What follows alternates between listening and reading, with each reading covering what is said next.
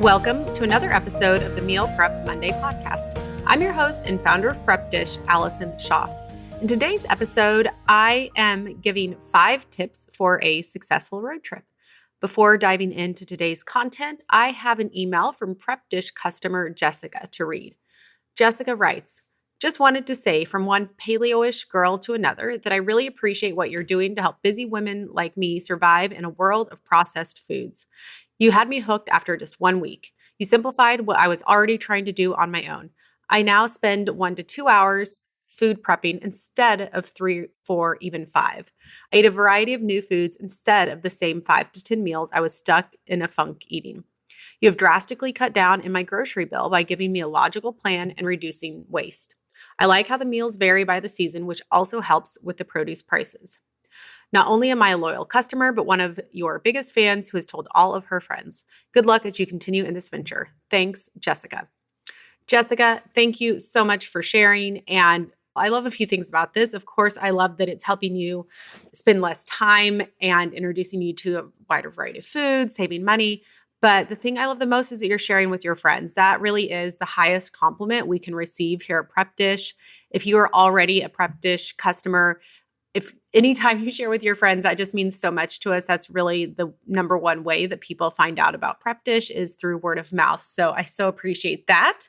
And if you're listening to this thinking, I would love to save time on my meal prep and have a wider variety of foods and save money and all of the things, we have a 2-week free trial set up special for listeners of this podcast. It's prepdish.com/MPM. So it's 2 weeks free.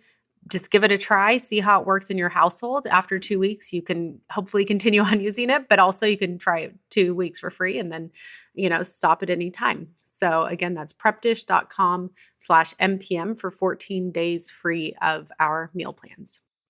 Okay, so for today's episode, I'd kind of carved this out as a topic, and I actually thought I talked about it. And then I looked back, I'm like, oh, I don't know that I ever really dove into this. So we have, as a family, been going on a lot of road trips over the years. I would say even, pre-kids, my husband kind of got me into the road trip thing. That was never my kind of, I don't know, desired mode of travel. I was like, well, let's fly somewhere and stay put. But he really has gotten me into the road trip thing. I think it also helps. He loves to drive. I enjoy being a passenger.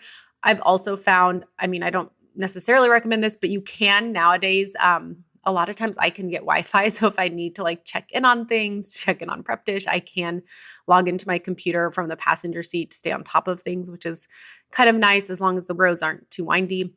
So this year, we've kind of done 2 main road trips. One was Texas to Kansas, then on to Missouri. And we stopped at St. Louis to do the Arch since we're doing the national parks. I talked about that in, I think, last week's episode. And from there, we went on to Tennessee to visit my sister. So we had a wedding in Kansas that kind of anchored the trip. And then we also had my nephew's graduation from high school in Nashville area. And then from there went to Arkansas, and there's a national park there, and then kind of drove home to Texas. After that, we did a road trip through California. The year before, we did one that started in North Carolina and went all the way up to Maine. That one was awesome because it was less spread out. The one through Kansas, Missouri, kind of that way, it's way more spread out. Things in the Midwest are just more spread out than on the East Coast. So not one of my 5 tips, but if you're looking to start with road tripping, I would say East Coast is great because there's less driving involved. It's really just easy to do a lot of stops along the way without as much driving. Okay, so I do have, though, 5 specific tips for a successful road trip. Number 1, for the planning, there is an app. I think it's an app. I use it on my computer. I'm much more even with our meal plans, I like to have things on my computer versus my phone, but it's called Road Tripper. So I plan it all out on the computer. I sit down, but it's nice because you can put in all your stops. It'll show you the timing, how long it'll take to get from point A to point B, but then also A, B, C, D, the whole trip. And you can really kind of see at a glance all of the different stops. I apologize for the rooster in the background if you can hear that, by the way. We had one rooster and added a second rooster. And I think it's still in that newish phase where the 2 roosters were competing all day for who's head honcho. And You can hear who's winning right now. Anyway, so this Road Tripper app is a great way to just at a glance see all the different stops and really just plan it out. And it's easy because if you make a change last minute or any time, it just kind of calculates it all for you. It's also kind of nice because at the end you can go back and see, how many miles you traveled, how many hours, and it's fun to have that. And when planning this trip, it was really good for me to look back to see what our last trip was to kind of remind myself, what the days looked like, how many hours of driving was realistic at that time, and remind myself like what was realistic for this. And I think I have only used the free version of that. I know there's a paid and a free. I think for our needs, because it kind of, we're doing a handful a year. I'm pretty sure I've stayed on the free version. The second tip is meals. So I have to talk meals. I say aim for one meal out per day, but I think it's more like aim to do at least 2 meals not out per day, especially with kids, but even pre-kids. Like, when we traveled extensively, there was a point in time where my husband and I were essentially digital nomads and just traveling around without like a real home base. And I try not to eat out all the time. But with kids, I find really just like one eating out per day is ideal. And then from there, like if we're staying places, making things for the car or snacks and having meals, that's one reason I'll get into this like Airbnbs, is because you can do more meals in. Occasionally I will plan a nice meal. It just kind of depends on the trip and the location. But in general, I try to plan out to where we're not eating out for every single meal. I found if you eat out every meal, as fun as that might sound, it takes a lot of time. It eats into a lot of the time of your trip, but it also, doesn't leave, at least for me, feeling well. I'm used to eating meals at home and eating healthy, and that's harder to do when all of the meals are out. So I am always planning trips to the grocery store. I'm planning those into like kind of the road tripping thing. And so I'm not like always mapping out exactly which grocery stores, but, every few days we are making a trip to a grocery store to just pick up, food supplies. The third one is where to stay. So we haven't done, at least with kids, we've never done like the camper or like anything like that. I think someday we will. But for now, it's kind of alternating between Airbnb, hotel, and family and friends. I would give a plug for road trips to not overlook family and friends. I think in the past, I was like, I don't know, like with little kids and now a baby, like that's just too much to ask of people. But I found, especially if it's like one night, it's not that bad, right? Like it's not too much to ask for kind of one night. And especially for friends that have kids in a similar age range, it works really well. They're used to it. Their house is already kid-proof. They've got all the toys, they've, the kids, all that. So I found sometimes it really isn't as much of an imposition as I thought. And it's been a nice way to really spend quality time with a friend and their family. And it's really cool that some of my friends do have kids in a similar age range. And so it's been a great way to visit people and really get to spend, like a whole day with them or a whole evening with them and their family. And so figuring out ways to make that work. Of course, we also do a lot of, hotels or Airbnbs. The Airbnb perk is being able to have a kitchen and to make some meals and that sort of thing. Tobin, the baby, he's on basically exclusively breast milk, and a lot of that's from donor milk. So we travel with an entire cooler of milk for him. And that's been something we've had to plan around, but it's worked really well. And we've been able to successfully do that on really all of our travel this past summer. And I might do a whole episode. I may not. Airbnb, we do use. I've had some issues with them over the sort of past year-ish, and just find that they're not like my automatic go-to choice like they used to be. Just different kind of issues that we've run into. So if you guys are interested in diving deeper into that, I might do an episode on that. Okay, fourth tip is don't let budget overwhelm you. I have found for road trips, a lot of times, so sometimes I have a rough budget in mind. I know it's not like budgeting, but I like to go back in retrospect and see what the trip was, just so for the future, I kind of know better how to plan for that. And the thing I found with road trips is I'm often pleasantly surprised at just how low the budget is, especially on those, this one through the Midwest, we had quite a few trips where we stayed with either family or friends. So that saves significantly, especially I found also, in visiting people, we try and insist like, oh, we'll chip in or this or that. But if they're hosting, a lot of times the meals are included, if you show up at an aunt and uncle's house or something like that. And sometimes the activities are like literally visiting, a visit to someone's house, which is, no cost other than, maybe bringing a gift or, bringing some items for the kids or something like that. But it's not the same as like visiting a theme park or something like that. So I have found that the budgets for the road trips are really sometimes a lot lower than I would expect. Adding in those grocery store trips helps for sure.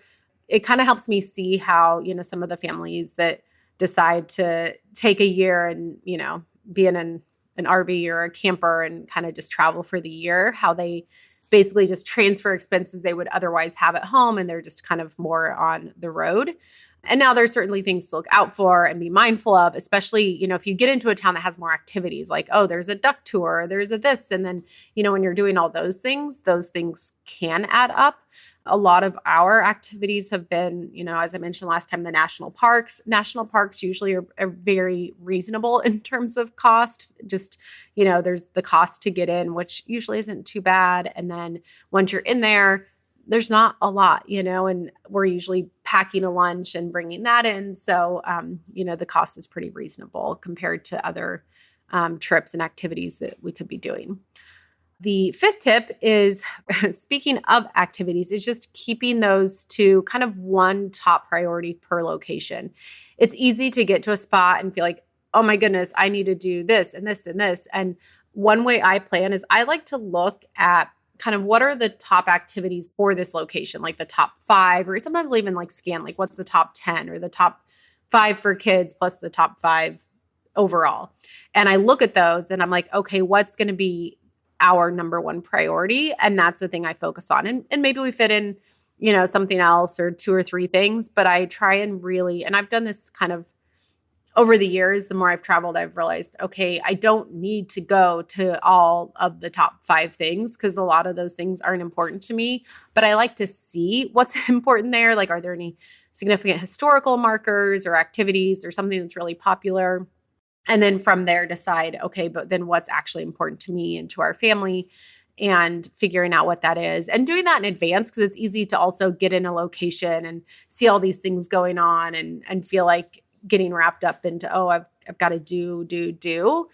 But I found often that's not true. And then, I do leave space. Sometimes you go to a place and you're talking to your waiter and they recommend this really cool thing. And I like to leave room for those things that come up, or, someone's like, oh, you've got to go do this.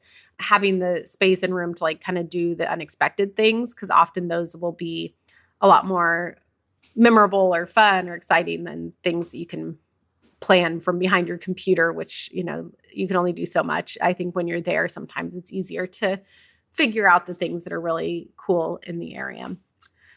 So those are my 5 tips. So 1, the road tripper for planning has been such a, time saver, money saver, just amazing way to plan out the trips in advance, really wrap my head around them. Otherwise, I feel like they seem overwhelming until I can really see it laid out. Number 2 is for meals to, try and do a lot of grocery store trips, keep it to 1 meal out per day if possible. 3, just really being considerate of staying with family and friends versus hotel versus Airbnb, figuring out, what is the best for each stop. Number 4 is not getting overwhelmed by budget and, keeping in mind that it can stay low as long as you're intentional with it.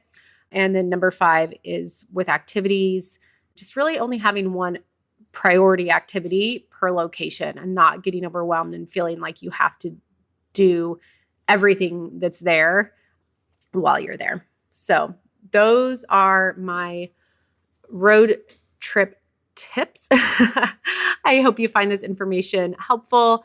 If you have any feedback or want to share, we have our Facebook group. I'll make sure that is linked in the show notes. I'm also at Prep Dish on Instagram.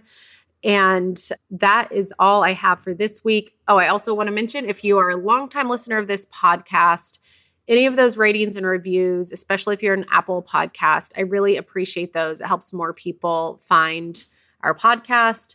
And then another reminder is that if you have not tried our meal plans, we do have that 2-week free trial at prepdish.com/MPM. You get 14 days for free to try out the meal plans, see how it works in your family, see if it can save you time and money, like Jessica mentioned in the email I read at the beginning of the episode. Again, that's prepdish.com/MPM. Okay, that's all I have for this week. I will be back again next Monday with another episode.